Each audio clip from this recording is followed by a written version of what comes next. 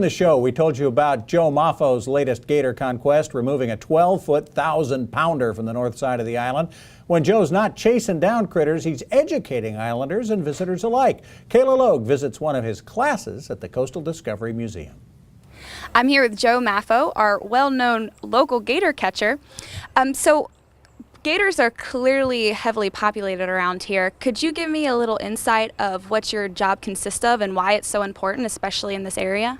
I'm a nuisance alligator trapper for the state of South Carolina, and I respond to people calling when they confront an alligator, or an alligator's in their lagoon and they've never had one before.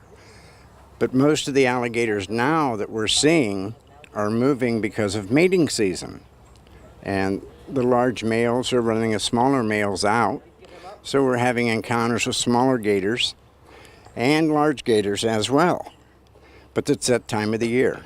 Love is in the air for the alligators.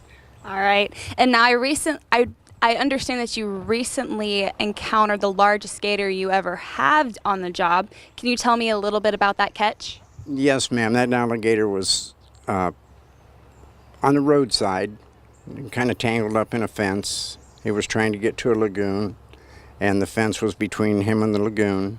He was extremely large, and we couldn't pick him up to move him.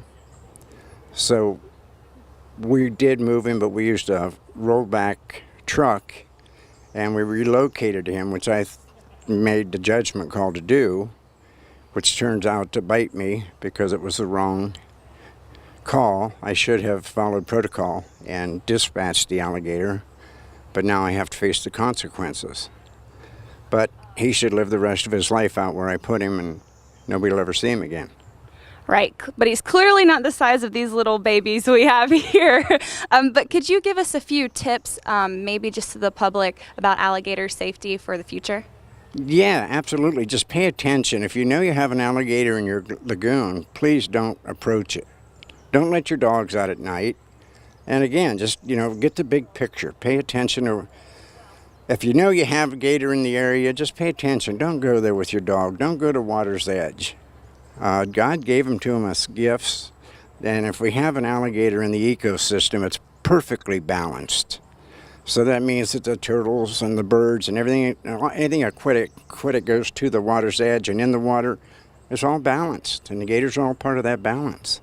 Remember, Joe Maffo says, a fed gator's a dead gator.